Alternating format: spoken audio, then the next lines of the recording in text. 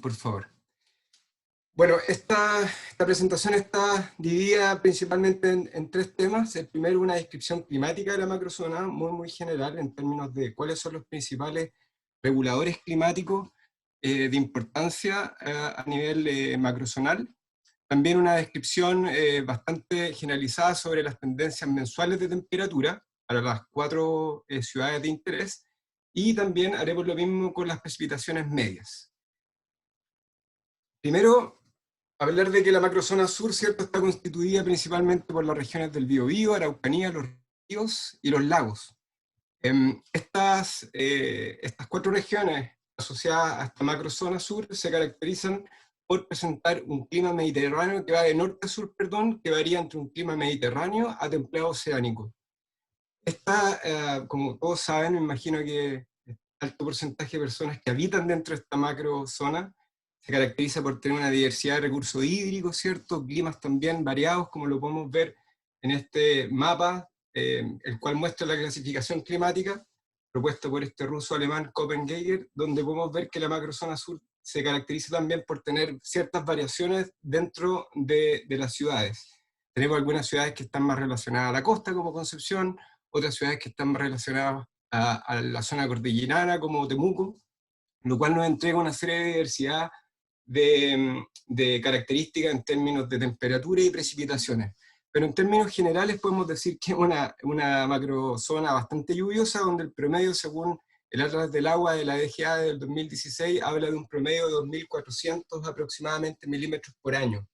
Es decir, que el agua es algo que caracteriza fuertemente a la macrozona. ¿Cuáles son los reguladores o los drivers, ¿cierto?, climáticos que están modulando las precipitaciones principalmente de la macrozona? Podemos hablar de una característica en términos de topográficos, ¿no?, que se caracteriza por tener una baja altitud, la cordillera de los Andes, no supera los 2.000 metros, por lo tanto es bastante distinto a lo que ocurre en las otras macrozonas del norte del país, donde las alturas son superiores, lo cual también va regulando la forma en que se relaciona, ¿cierto?, la masa continental con los océanos, principalmente con un gran regulador del clima oceánico, que es la corriente de Humboldt. Esto es una corriente que arrastra una masa fría, ¿cierto?, ascendente hacia el norte del país, yendo hasta Ecuador, caracterizada por ser rica en nutrientes de oxigenación, y eso tiene un factor, genera una influencia, perdón, muy notoria en la diversidad de climas que ocurren tanto en la macrozona como en el resto del país. También existen otros fenómenos relacionados con, más bien, atmosféricos, que son muy importantes, sobre todo el anticiclón subtropical del Pacífico Sureste, y también no olvidar la gran influencia que genera en una frecuencia más baja la oscilación del sur, sobre todo en su modo el Niño o la Niña. Voy a hablar de estos drivers climáticos en las siguientes diapositivas, pero también vamos a profundizarlos mucho más cuando hablemos sobre los riesgos y desastres relacionados con los peligros climáticos. El anticiclón del Pacífico Sur, para ponerlo en un ejemplo, es un gran tapón de aire que se encuentra ubicada en la zona sur del país, ¿cierto?, que genera una obstrucción importante del sistema de lluvias. Es decir, que cuando se intensifica este anticiclón, es decir, que existe más baja presión, se extienden los periodos de sequía, por decirlo así. En esta figura se ve, ¿cierto?, que está posicionada en la zona sur de Chile. El anticiclón del Pacífico también tiene hermanos en otras partes del mundo, como el anticiclón del norte, o del hemisferio norte, perdón, lo cual hace el mismo efecto. Generalmente obstruye y rompe, ¿cierto?, el sistema de lluvias. En la figura que tengo a mano derecha, esta es la variación del índice. Normalmente los drivers climáticos, ¿cierto?, se miden o se cuantifican su intensidad en base a índices.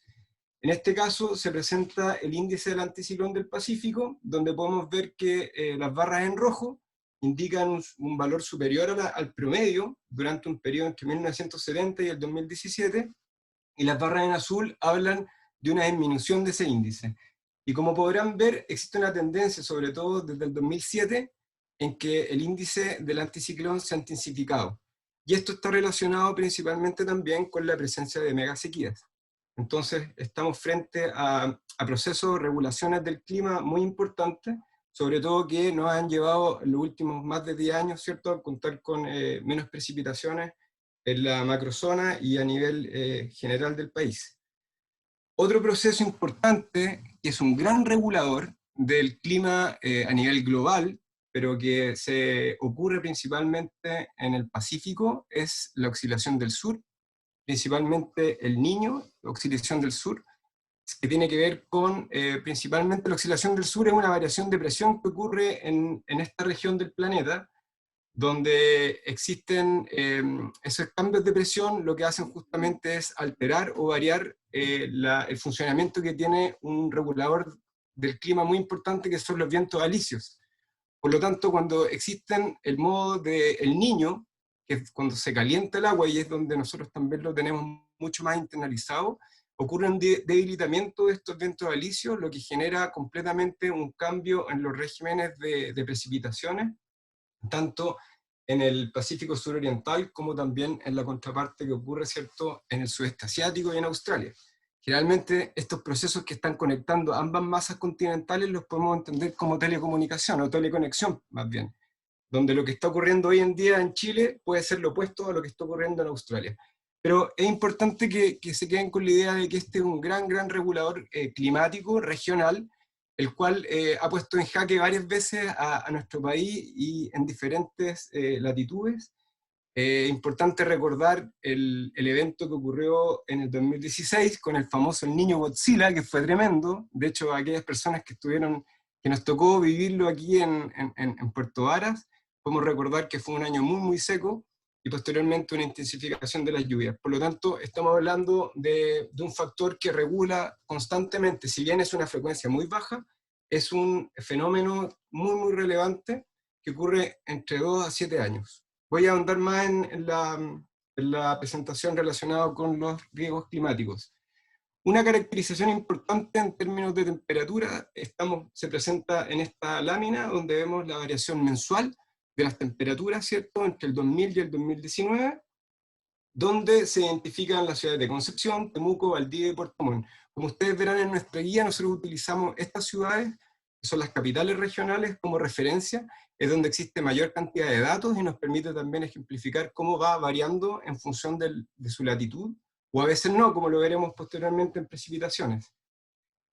La gráfica se caracteriza entonces por presentar menores temperaturas, obviamente durante los meses invernales. Incluí el valor de Santiago para que tuvieran un margen o un delta más bien en relación a la macrozona. Vemos aquí cómo Santiago, ¿cierto?, sobre todo en las épocas estivales, se aleja bastante de las principales capitales regionales, y vemos también que existe un patrón que es latitudinal, es decir, de Concepción hasta Puerto Montt, existe una disminución en la temperatura promedio a nivel mensual. Las diferencias también van variando dependiendo de la ciudad y contra qué las comparemos. Por ejemplo, los veranos de Concepción pueden ser más fríos que en Santiago, pero en algunos meses de invierno las condiciones se revierten, es decir, pueden ser inviernos más fríos en el caso de Santiago. Por lo tanto, hay ciertos aspectos relacionados con la ubicación de la ciudad, su ubicación en términos de altitud también y su cercanía al océano, que también hay que tener en consideración.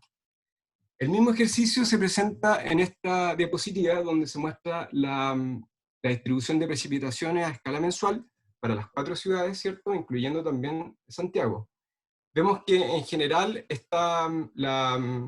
la distribución aumenta completamente en los meses de invierno. Sabemos que son ciudades muy lluviosas, pero que se intensifican mucho más, ¿cierto?, durante los meses de mayo, junio y julio.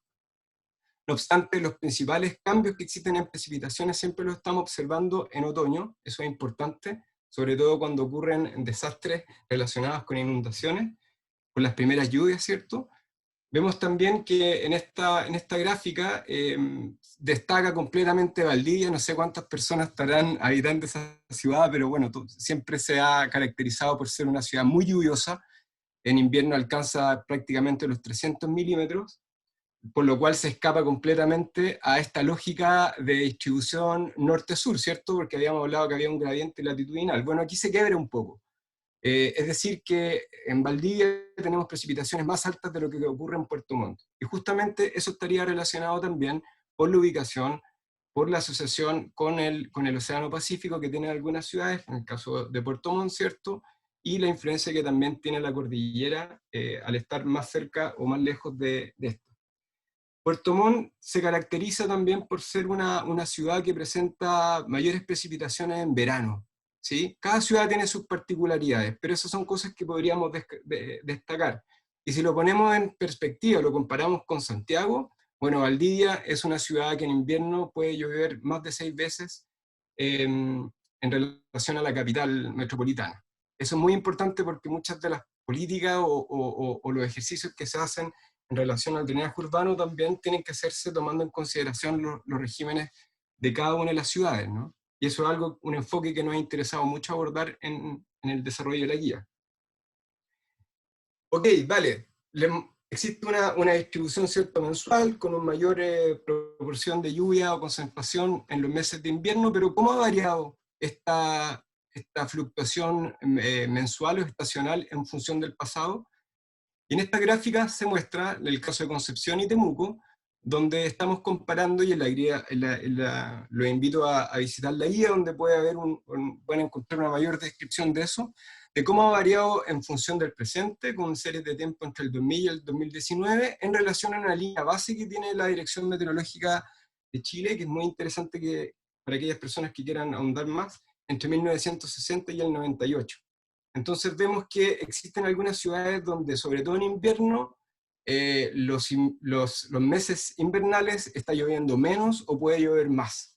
Eso, por ejemplo, en el caso de Temuco, donde en junio ha llovido actualmente mucho más de lo que llovía antes. Entonces, nuevamente acá tenemos particularidades que hay que atender siempre en función de la ubicación de la ciudad. A mano derecha tenemos los índices de precipitación anual, que se utilizan también muchas veces para examinar posibles eventuales sequías, ¿cierto? Y vemos que en ambos casos, en ambas ciudades, existe una tendencia a la disminución, con una tasa de disminución decadal de 53,3 milímetros, es decir, 53 milímetros está reduciéndose cada 10 años la precipitación anual en esta ciudad de Concepción, y en el caso de Temuco sería alrededor de 32 milímetros anualmente. Existe una tendencia hacia la baja. Lo mismo vamos a observar en el caso de Valdivia y Puerto Montt, pero si se dan cuenta, acá las precipitaciones son mucho más altas, ¿cierto? Porque, según como lo escribí anteriormente, son ciudades donde llueve mucho más, sobre todo en el caso de Valdivia.